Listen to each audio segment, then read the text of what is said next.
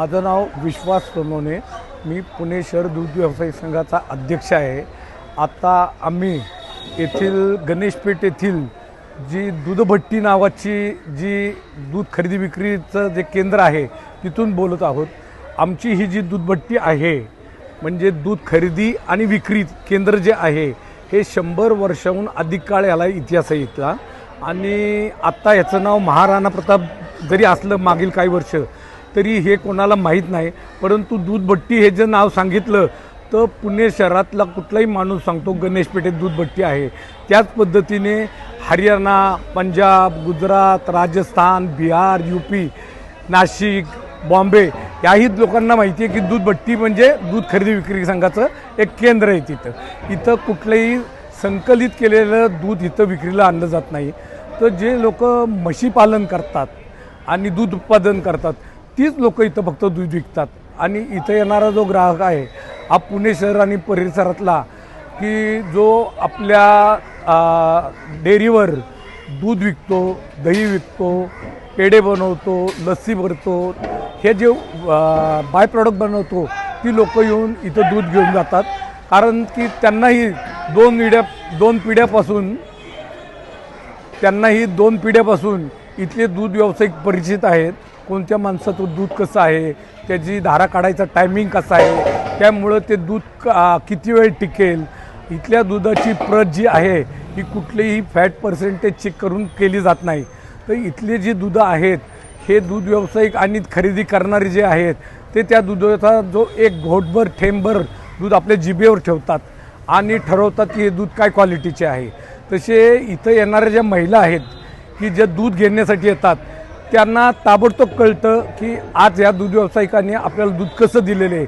त्या ताबडतोब त्यांना सांगतात की 2 दिवसापूर्वी दुधाला साई खूप येत होती, काल कमी आली, त्यामुळं त्याला लगेच कळतं की आपण जरा कमी प्रतीचं दूध दिलेलं आहे।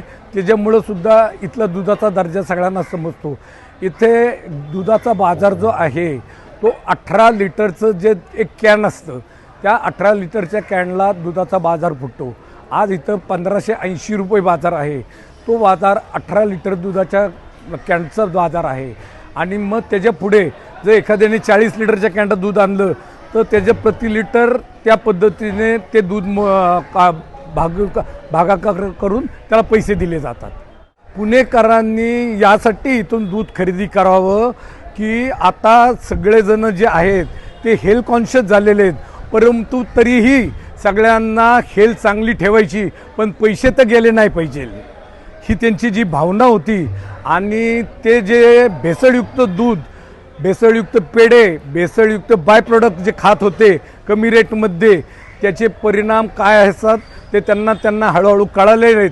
आणि मुंडे साहेबांनी आत्ता ते सिद्ध करून दाखवलेले आहेत। त्यामुळे महाराष्ट्रातील 25 ते 30 लाख लिटर रोजचं संकलन कमी झालेलं आहे।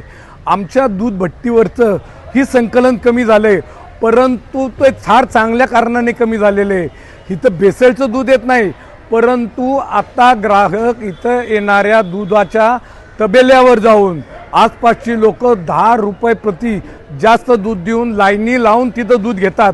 त्यामुळे प्रत्येक दूध व्यावसायिकाचं इथं 100, 200, 300 लिटर दूध कमी यायला लागले। त्यामुळे ॲटोमॅटिक इथं दुधाचा बाजार 10 रुपये प्रति लिटर वाढ। तशी पुण्यात पूर्वी लोकसंख्या कमी होती आणि ग्रामीण भाग जादा होता, त्यामुळे टांग्यातून बैलगाडीतून इथं दूध आहे ना आसपासची इथं गणेशपेठेत आणली जायची।